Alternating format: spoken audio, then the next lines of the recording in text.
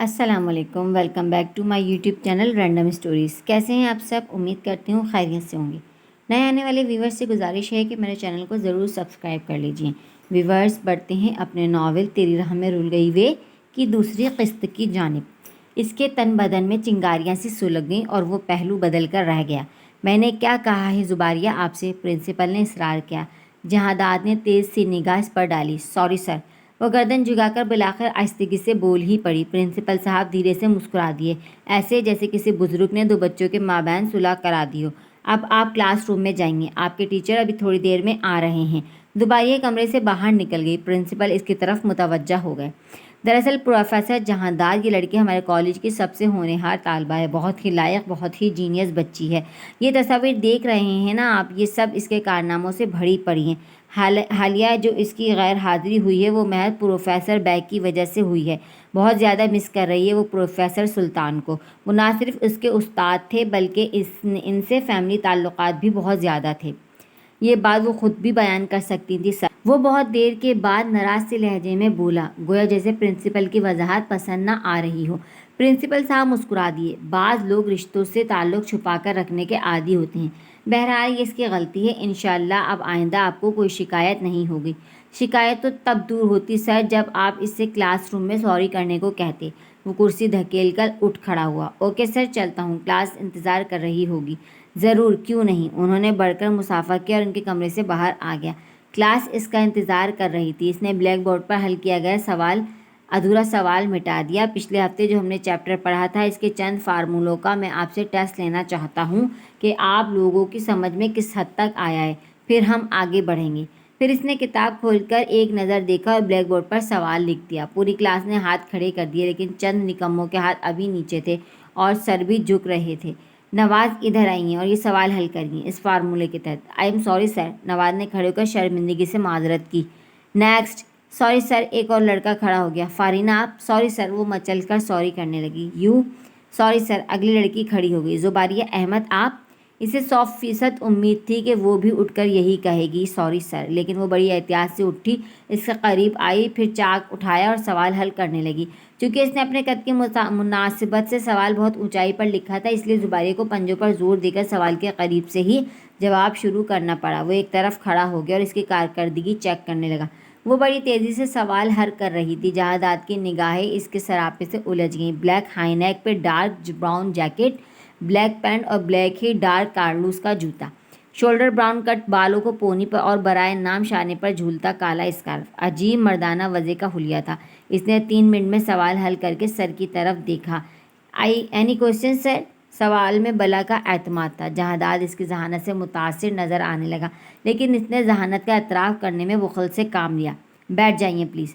وہ ہاتھ جھاڑتے ہوئے اپنی نشست کی طرف بڑھ گیا۔ باقی لڑکے لڑکیاں بھی بیٹھ جائیں۔ وہ نیا چیپٹر کھول کر سمجھانے لگا۔ زباریہ دل ہی دل میں اس کی ناکام سازش پر ہنس رہی تھی۔ بہت ساری گاڑیوں کے درمیان اس نے اپنی موٹر بائیک نکالی اور اسے سیدھے رخ کھڑی کر کے سٹارٹ کرنے لگا۔ اسی لمحے زوں زوں کی پاٹدار آواز اس سے انتہائی قریب سے آئی اور کھٹ سے ہونڈا CD70 موٹر بائیک اس کے ساتھ آ کھڑی ہو گئی۔ اس نے چونک کر گردن موڑی اور پھر گنگ رہ گیا۔ کالے اسکارف کو چہرے اور سر پر لپیٹے، آنکھوں پر سن گلاسز چڑھائے، وہ بڑے اعتماد سے اسکیلیٹر اور کلچ مٹھیوں میں دبائے بیٹھی تھی۔ پھر ایک پاؤں زمین پر ٹکا کر اس نے چشمہ اتارا، اعتماد سے بولی، چلیں سر۔ اس کی آنکھوں میں بے پناہ چیلنج تھا۔ جہاداد نے حیرت سے نہ سمجھنے والے انداز میں اس کی طرف دیکھا تو تھوڑا سا مسکرائی۔ مجھے ہر وقت حالت جنگ میں رہنا اچھا لگتا ہے۔ جہاداد نے ایک بار پھر نہ سمجھنے والے انداز میں اس کی طرف دیکھا۔ حیرت کی بات ہے سر، آپ کو یاد ہی نہیں آپ نے کیا کہا تھا کہ آئندہ اگر میرا شرط لگانے کو جی چاہے تو میں اس سواری کا انتخاب کروں جس پر میرا حریف سوار ہو۔ مگر افسوس کہ مجھے بائک چلانا نہیں آتی تھی۔ میں پچھلے 14 دن تک اس لیے کالج میں حاضر نہیں ہو سکی کہ میں بائک چلانا سیکھ رہی تھی۔ امید ہے اب آپ کو ہار کر شرمندگی نہیں ہوگی۔ اس نے پھر سن گلاسز آنکھوں پر چڑھا لیے۔ جہاداد نے اس کے چہرے پر پہلی بار عمیق نگاہ ڈالی اور ہر نقش اپنی جگہ پہ بے حد متوازن اور دلکش تھا۔ اس کا جارحانہ انداز اور حلیہ کس قدر متضاد تھا بنسبت چہرے کے، لگتا ہی نہ تھا کہ اس نازک وجود میں ایسے عزائم بھی ہوں گے۔ حالانکہ پہلی بار جب اس نے اسے دیکھا تھا تو وہ روتی ہوئی بہت بے حد دلچسپ لگی تھی۔ وہ سوچ بھی نہیں سکتا تھا یہ روتی ہوئی لڑکی محض روتی نہیں، لڑتی بھی ہوگی۔ اتنی سی لڑکی اور اس سے مقابلہ کر رہی تھی۔ نادانی کی انتہائی تو تھی، نہ چاہتے ہوئے بھی اس کے چہرے پر تمسخر پھیل گیا۔ اس نے چہرہ بالکل سیدھا کر لیا اور سامنے دیکھتے ہوئے بولا، میں خواتین سے مقابلہ نہیں کرتا، اس لیے یہی کہوں گا، لیڈیز فرسٹ پلیز۔ اس نے تھوڑی سی بائک پیچھے کی، اس کے انداز پر زباریہ تلملا گئی۔ مقابلہ کرتے ہوئے میں جنس کا احساس نہیں کرتی سر، وہ چٹک کر بولی۔ لیکن مردوں کو کرنا پڑتا ہے، وہ مسکرایا، کیونکہ انہیں خواتین کو ہرا کر بھی شرمندگی ہوتی ہے اور جیت کر بھی۔ اس کے ساتھ ہی اس نے اپنی بائک کا رخ مخالف سمت کر لیا، یعنی جس طرح اس کی پیٹھ تھی۔ دھیان سے گھر جائیے گا، 14 دن کی پریکٹس اتنی زیادہ بھی نہیں ہوتی۔ وہ زن سے اپنی بائک اڑا لے گیا۔ زباریہ پہ دھول کے مرغولوں میں اس کے وجود کو مدغم ہوتا دیکھتی رہ گئی۔ صاحب، یہ آج کی ڈاک ہے۔ صفدر نے مختلف رنگوں کے لفافے اس کے سامنے رکھے۔ جہانداد نے جیب سے لائٹر نکالا اور ان لفافوں کو نظر آتش کرنے لگا۔ اسے پتہ تھا کہ یہ کالج کی بیوقوف لڑکیوں کے خط ہوں گے، جن میں اس کی بے پناہ تعریفیں کی گئی ہوں گی۔ صاحب، یہ آپ کیا کر رہے ہیں؟ اس میں بجلی کا بل بھی ہے اور اماں جان کا خط بھی ہے۔ اس کا ہاتھ رک گیا۔ بجلی کا بل اور اماں جی کا خط اس نے نکال لیا، باقی لفافے ایک طرف پھینک دیے۔ یہ سب غیر ضروری خط ہیں، آئندہ ایسی ڈاک میرے انتظار میں مت رکھنا، میرے آنے سے پہلے جلا دیا کرو۔ صاحب، ایک بات پوچھوں؟ آپ ان خطوط کا جواب کیوں نہیں دیتے؟ اماں نے بچپن میں منع کیا تھا، پلٹ کر جواب دینے والے لوگ گستاخ ہوتے ہیں، تب سے نصیحت پلو میں باندھ رکھی ہے۔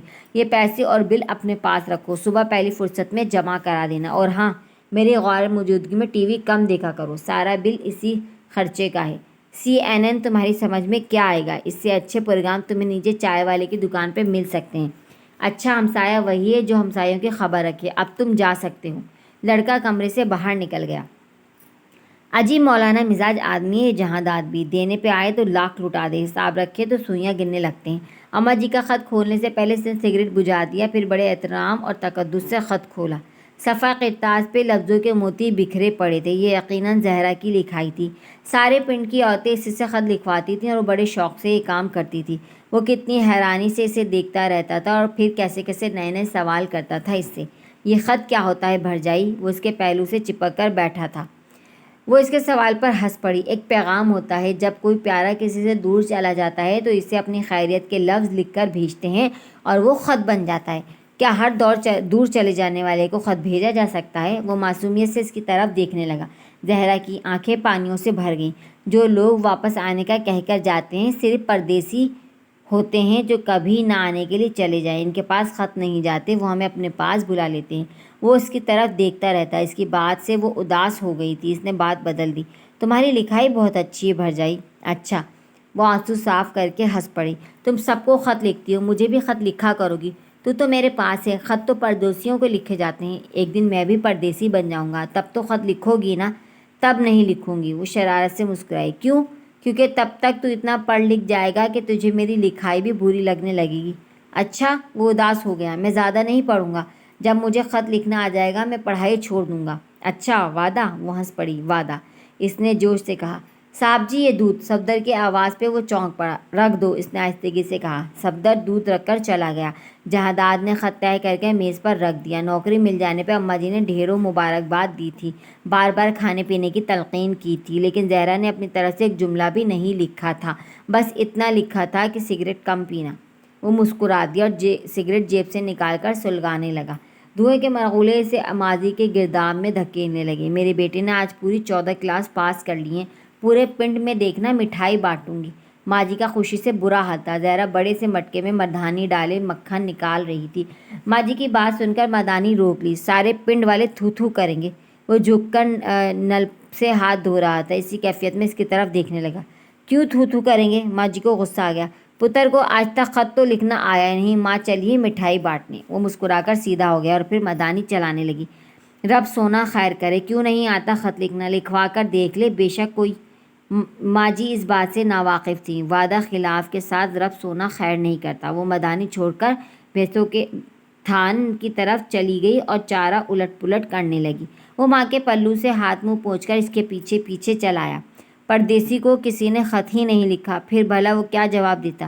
ماں جی نے پورے 10 خط مجھ سے لکھوا کر بھیجے تھے، مگر اس میں سے ایک بھی خط خاص نہیں تھا۔ وہ اس کے جھمکوں کی طرف دیکھ رہا تھا جو ابھی کچھ دیر قبل مردانی چلانے کے ساتھ ساتھ ہل رہے تھے۔ زہرا کی توجہ چارے کی طرف تھی۔ وہ ابھی کچھ اور بات کرتا کہ ماں جی نے آواز دے لی۔ جہاندار پتر روٹی ٹھنڈی ہو رہی، وہ ماں جی کی طرف آ گیا۔ آج سردی بہت ہے دیے، جہاندار کے لیے پیٹی میں سے لحاف نکال دینا۔ میں بروکٹ کا لحاف نہیں اوڑھوں گا۔ وہ روٹی کھا رہا تھا، لقمہ روک کر بولا، لے آنا پھر اپنے لیے شہر سے سوتی لحاف۔ اکبر ملک کو ناگوار گزرا۔ پچھلے برس 2 کمبل لے کر آیا تھا میں، وہ تیری ماں نے اپنی بیٹیوں کو دے دیے ہیں۔ پتر، یہاں کی سردی کمبلوں سے نہیں رکتی، تو کہے تو تیرے پیو کا کمبل رکھا ہے، وہ دے دوں؟ ماں باپ بیٹے کے درمیان مفاہمت سے بولی۔ باپ کی طرح اسے باپ کا کمبل بھی سخت اور کھردرا محسوس ہوا، کسی بھی قسم کی نرماہٹ و گرماہٹ سے عاری۔ سو جاؤں گا میں ایسے ہی، روکھا سا جواب آیا۔ انگریزی پڑھ رہا ہے، انگلینڈ کے کمبل ہی پسند کرے گا، پاکستانی کمبل تو اسے گدھے کی کھال کی طرح لگتے ہیں۔ جہاندار چپ چاپ لقمے چباتا رہا۔ زہرا اپنے جہیز کا سب سے قیمتی لحاف نکال لائی اور لا کر چپ چاپ اس کے پاس رکھ دیا۔ شینل کا میرون نرم و ملائم لحاف کسی امپورٹڈ کمبل کی طرح لگ رہا تھا۔ یہ تو نہیں کاٹے گا تمہیں بروکٹ کی طرح؟ اس نے اپنی نرم مسکراہٹ سے پوچھا۔ جہاندار کا لقمہ رک گیا۔ یہ کیوں لے آئی؟ یہ تو تیرے جہیز کی چیز تھی۔ ماں جی کو بے حد افسوس ہوا۔ لے جائیے دیے اسے، یہ تو میری دلدار کی نشانی ہے۔ اکبر ملک جو ابھی بیٹے پر گرج برس رہا تھا، یکخلدی رنجیدہ دکھائی دینے لگا۔ جب انسان ہی نہیں رہے تو پھر نشانی کا کیا ہے بابا؟ وہ لحاف رکھ کر رسوئی میں چلی گئی۔ بہت دیر تک ماحول پر افسردگی چھائی رہی۔ رات جب وہ سونے کے لیے بستر پر لیٹا تو لحاف اپنے اوپر پھیلا لیا۔ لحاف میں ایک عجیب طرح کی خوشبو تھی، ایسی جیسی نئی نویلی دلہنوں سے آتی ہے۔ اس نے وہ لحاف اپنے اوپر سے ہٹا دیا، جیسے اس پر بچھو رینگنے لگے ہوں۔ بھائی کی جدائی کا دکھ اس پہ نئے سرے سے طاری ہو گیا۔ وہ شہر سے فصلوں کے لیے اسپرے لینے گیا تھا اور پھر اس کا مردہ وجود لوٹ کر آیا۔ ایک کار کے حادثے نے اسے سب سے دور کر دیا تھا۔ آج بھی وہ منظر یاد کر کے اس کا رواں دواں لوہے کی میخیں بن جاتا ہے۔ بھرجائی کے ہاتھوں کی مہندی بھی نہیں اتری تھی، سہاگ کی چوڑیاں کے رنگ بھی مان نہیں ہوئے تھے۔ سحری کے پھول جو اماں نے پیٹی میں رکھ دیے تھے وہ بھی ابھی تازہ تھے جب بھرا کے جنازے پر پھولوں کی چادر ڈالی گئی۔ ان کے بعد گھر میں جیسے ہر وقت دھول اڑنے لگی تھی۔ پھر رفتہ رفتہ سب کچھ اپنی جگہ پر آ گیا، مگر بھائی کی کمی کوئی بھی پوری نہیں کر سکا۔ اس نے یہاں آنا بہت کم کر دیا۔ یہی فرار باپ بیٹے کے درمیان نفرت کی خلیج بن گیا۔ دلدار 11 پنڈوں کا سرپنچ تھا۔ بابا چاہتے تھے دلدار کے اس سانحے کے بعد اس گھر کی عصمت ویسے ہی برقرار رہے اور چھوٹا بیٹا یہ گدی سنبھالے اور ان کاموں میں دلچسپی لے، لیکن جہاندار کو ان روایتوں سے کوئی دلچسپی نہیں تھی۔ بابا کو اس کی دستار بندی کی فکر تھی، لیکن اس کی عدم دلچسپی دیکھتے ہوئے یودہ ان کے شریکوں کے پاس چلا گیا۔ اکبر ملک کو اس بات کی بہت دکھن تھی۔ ایک روز اسے پتہ چلا کہ بھرجائی تاعمر ایسے ہی بیوگی کی چادر میں لپٹی رہے گی، کیونکہ یہ ایک عام آدمی کی بیوی نہیں تھی جو دوبارہ بیاہی جاتی، ایک ولی عہد کی بیوی تھی جس کی تعظیم سب پر لازم تھی، مگر اس سے نکاح کے بارے میں کوئی بھی نہیں سوچ سکتا تھا۔ ایسی صورت میں سنسار کر دیا جاتا۔ وہ بہت عرصے تک دکھی رہا۔ آخر ایسا کیوں ہے؟ بھرجائی پہاڑ جیسی زندگی تنہا کیسے گزارے گی؟ یہی ہمدردی نہ جانے کب محبت میں تبدیل ہو گئی اور اس سے گہرا لگاؤ محسوس کرنے لگا تھا۔ شباب کی منزل پر قدم رکھا تو اس سے کئی قسم کی لگاوٹ کا اظہار کرتی ہوئی ہچکچاہٹ محسوس ہونے لگی۔ بچپن کی وہ بے تکلفی جو دونوں کے درمیان تھی سب ختم ہو گئی۔ گاؤں آنے سے بھی وحشت ہونے لگی۔ زندگی کے کتنے ہی دن، کتنی ہی راتیں اپنے آپ سے الجھتے لڑتے جھگڑتے گزار دیں، مگر دل کی بے قراری کو قرار نہیں آیا۔ کوئی مناسب حل، کوئی جواب نہیں ملا۔ خود کو پڑھائی میں منہمک کر لیا۔ تعلیمی مدارج طے کرتے کرتے شعور کے دوراہے ہوئے، شدتوں میں کمی واقع ہوئی، دل کو سمجھانے کا ڈھنگ آ گیا، مگر یہ محض وقتی بہلاوے تھے۔ جس روز اسے ادراک ہوا کہ یہ پابندی کوئی شرعی حیثیت نہیں رکھتی، گاؤں والوں کی خود ساختہ روایت ہے، دل سرشاری سے جھوم اٹھا۔ والدین کے سامنے بھی آواز اٹھانے کی ہمت نہیں تھی، البتہ اس کو آزادی کا احساس دلانے کی کوشش کی جو بنا جرم ہی عمر قید کی سزا کاٹنے کو تیار تھی۔ بھرجائی تو کام بہت کرتی ہے، وہ گھاس سے سرکنڈے علیحدہ کر رہی تھی، وہیں ہاتھ رک گئے۔ یہ بھی بھلا کوئی کام ہے؟ مسکرا کر جواب دیا۔ تو تھکتی نہیں روزانہ یہی کام کر کے؟ وہ اکتا گیا۔ بالکل بھی نہیں۔ کیسی ہے تو؟ اس نے افسوس سے زہرا کی طرف دیکھا۔ بالکل اس بھوری کی طرح جو ایک کھونٹے سے بند کر رہ گئی ہے۔ زہرا نے چونک کر اس کی طرف دیکھا۔ تجھے کس نے کہا میں بندھی ہوئی ہوں؟ بندھی ہوئی تو ہے، ورنہ اب ہے ہی کیا تیرا اس گھر میں؟ تو کیا چاہتا ہے؟ چلی جاؤں یہاں سے؟ اس کی آنکھیں بھر آ گئیں۔ میرا مطلب یہ نہیں تھا بھرجائی، وہ نادم ہو گیا۔ تو پھر کیا مطلب ہے تیرا؟ میرا مطلب یہ تھا بھرجائی کہ تو بہت اکیلی رہ گئی ہے۔ جانتی ہوں، مگر ماں جی اور بابا جی ہیں میرے پاس، میں نے جتلا دیا۔ جب وہ نہیں ہوں گے؟ اس نے اٹل لہجے میں پوچھا۔ زہرا چونکی۔ ابھی اللہ سائیں ہیں، تب بھی اللہ وارث ہوگا، لیکن اسی اللہ سائیں کا حکم ہے، عورت اگر جوانی میں بیوہ ہو جائے تو عدت پوری کرنے کے بعد دوسری شادی کر سکتی ہے۔ زہرا نے حیرانی سے اس کی طرف دیکھا۔ میں جانتی ہوں۔ اس کا لہجہ سخت ہو گیا۔ تو پھر تم دوسری شادی کیوں نہیں کر لیتی؟ زہرا کے چہرے پر ناگواری پھیل گئی۔ اب تو نے کہہ دیا ہے ایسا، لیکن آئندہ ایسا مت کہنا۔ وہ گھڑونچی پہ سے مٹکا اٹھا کر نیچے رکھنے لگی جن پر دھوپ آنے لگی تھی۔ کیوں نہ کہوں؟ وہ سامنے ڈٹ گیا۔ زہرا اس کی ضد سے چڑ گئی، ہاتھ میں پکڑا گھڑا زمین پر پھینک دیا۔ گھڑا چھناکے سے ٹوٹ گیا، اس کی ٹھیکریاں ادھر ادھر بکھر گئیں، پانی سارے فرش پر پھیل گیا۔ کیا اب تو پانی کو کسی دوسرے گھڑے میں ڈال سکتا ہے؟ جہانداد نے حیرت سے زہرا کی طرف دیکھا۔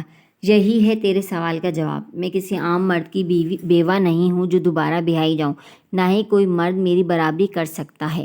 وہ اندر کمرے میں چلی گئی۔ وہ ٹانگیں سکیڑے بستر پر بیٹھا تھا اور ماضی میں گور گور کر دیکھ رہا تھا۔ کیا میں بھی نہیں؟ اس نے سرگوشی کے انداز میں ماضی سے سوال کیا، اور پھر اس رضائی کو اپنے اوپر ڈال لیا جس میں زہرا اور دلدار دونوں کی ہی مہک تھی۔ گنے کی فصل اتر رہی تھی اور مکئی کا زور بہت زیادہ تھا۔ اس موسم میں تو یہاں کبھی بھی نہ آتا، بس تو نے خط لکھ بھیجا تھا بھرجائی، زلیخا کے سسر کا انتقال ہو گیا تو مجھے آنا پڑا۔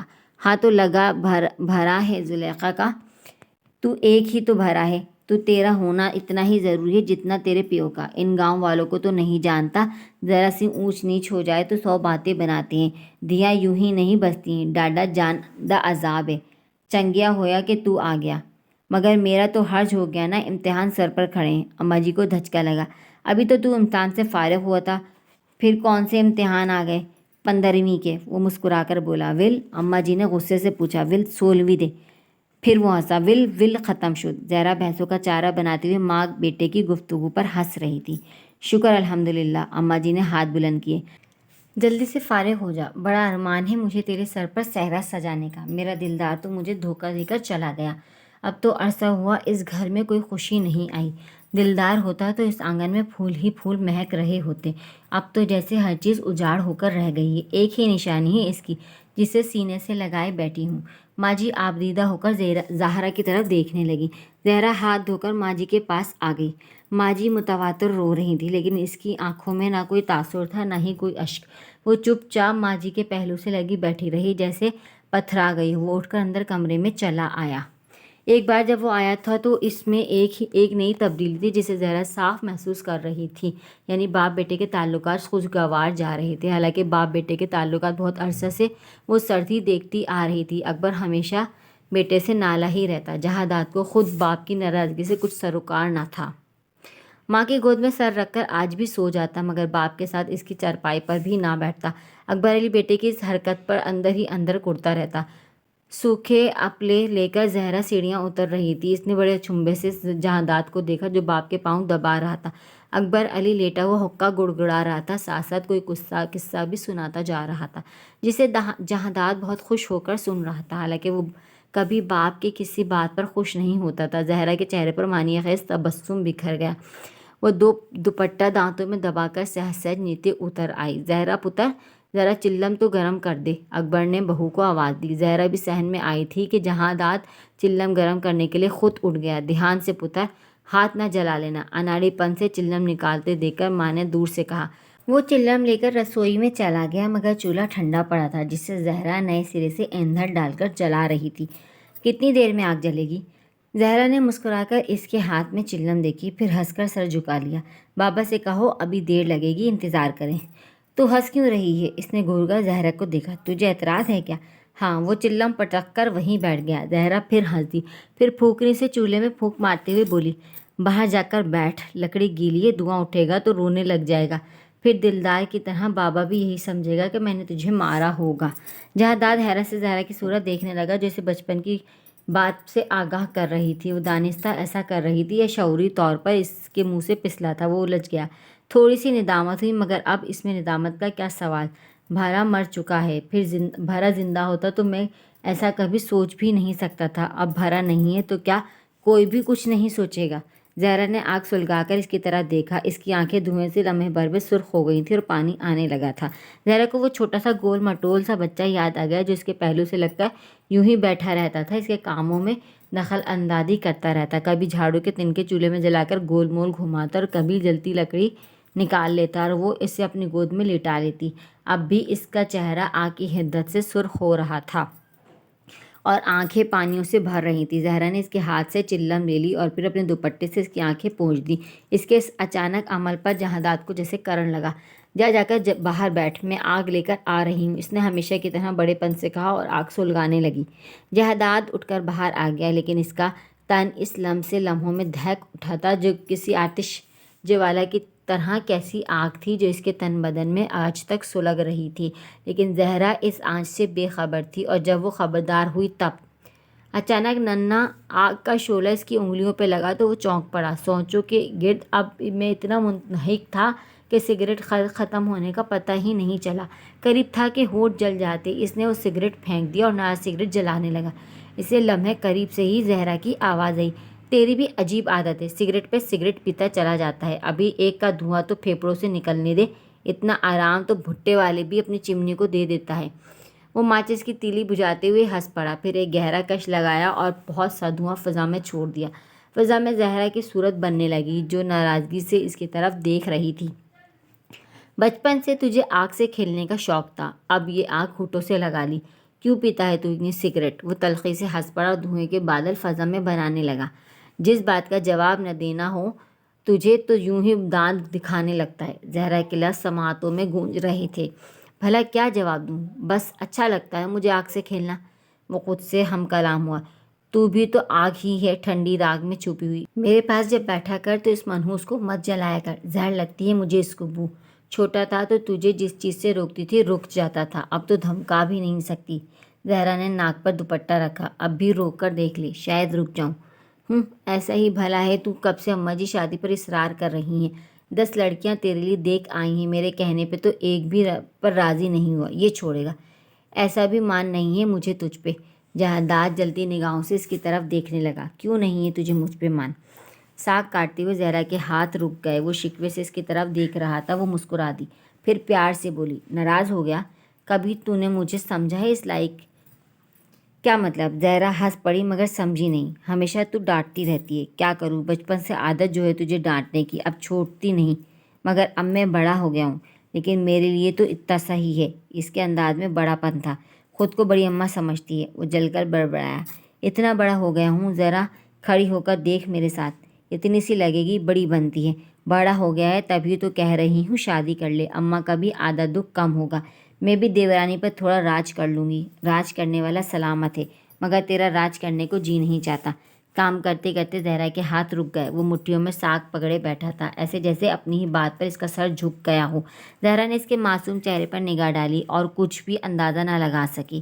سونا رب تجھے لمبی حیاتی دے، میرے بھی ویروں کو سلامت رکھے، تمہارے صدقے سے تمہارے دشمن بھی جئیں۔ عورت کا راج تو بس یہی ہوتا ہے، مرد خواہ کسی روپ میں بھی ہو اس کی خدمت کرتی رہے۔ رب سونا میرے بادشاہوں کو مجھ سے خوش رکھے۔ عورت کا بس ایک ہی بادشاہ ہوتا ہے۔ وہ اس کی بات کاٹ کر بولا، وہ نہ رہے تو باقیوں کی خدمت چاہے وہ کتنی بھی کر لے، بے مول لونڈی ہی کہلاتی ہے۔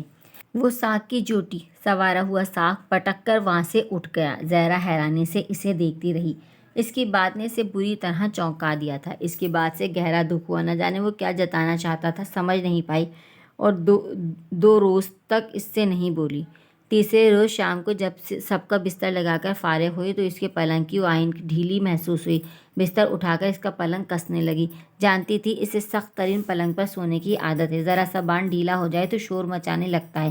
کتنا واقف تھی وہ اس کی ایک ایک بات سے، اور کتنا خیال رکھتی تھی اس کا، لیکن وہ تھا کہ ایک لمحے میں اس کا جگر چھلنی کر جاتا۔ کیوں کرتا ہے وہ ایسی باتیں؟ وہ افسردگی سے سوچوں میں غرق پلنگ کی رسیاں کھینچ رہی تھی۔ اس لمحے جہادات کمرے میں داخل ہوا، ایک پاؤں پلنگ کی پٹی پر رکھے، دوسرا زمین پر جمائے وہ مستعدی سے اپنے کام میں مصروف تھی۔ آرٹ پر نگاہ اٹھا کر دیکھا، چہرے کے نقوش تن گئے۔ اس کے چہرے کو دیکھا، پھر اس کے پاس آ کر کھڑا ہو گیا۔ ناراض ہو مجھ سے؟ وہ کچھ نہیں بولی، غصے سے رسیاں کھینچ رہی تھی۔ جہادات نے اس کا ہاتھ پکڑ لیا، یہ پلنگ ایک جاٹ کا ہے جو اس پہ سوتا ہی نہیں دنگل بھی مچاتا ہے، یہ نازک ہاتھ بھلا اسے کب تک کسیں گے؟ زہرا نے تحیر سے اس کی طرف دیکھا، جہاں ننھا معصوم بچہ نہیں تھا، اونچا لمبا چوڑا مکمل مرد مد مقابل کھڑا تھا۔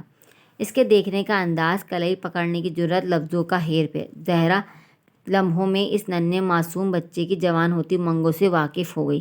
تنگ کر کلائی چھڑائی۔ اس کے سابقہ باتوں کا مفہوم اب سمجھ میں آیا تھا۔ اس جاٹ کو انہی نازک ہاتھوں نے اپنی گود میں پالا پوسا ہے، جوان کیا ہے۔ نہ جانے اس نے کیا جتانے کی کوشش کی تھی۔ جہاندار سکون سے اس کے مشتعل ہوتے چہرے اور نگاہوں کی طرف دیکھتا رہا۔ زہرا بھڑک گئی۔ اس کے انداز میں کسی بھی قسم کی ندامت و شرمندگی نہیں تھی۔ انگریزی تعلیم نے تجھے یہ ادب سکھلایا ہے؟ اس کی رگوں میں خون لاوے کی طرح دوڑنے لگا۔ ماں جیسی ہوں میں تیری، سنا تو نے؟ وہ سینے پہ ہاتھ باندھے بقدر دلچسپی سے اسے دیکھ رہا تھا۔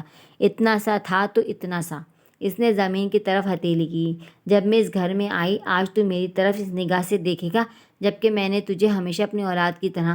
جہاندار نے تل ملا کر اس کی بات کاٹ دی۔ اتنا سا نہیں تھا۔ میں 8 سال کا تھا اور تو 16 سال کی بیاہ کر اس گھر میں آئی تھی۔ صرف 8 سال کا ہی فرق ہے تیری اور میری عمر میں۔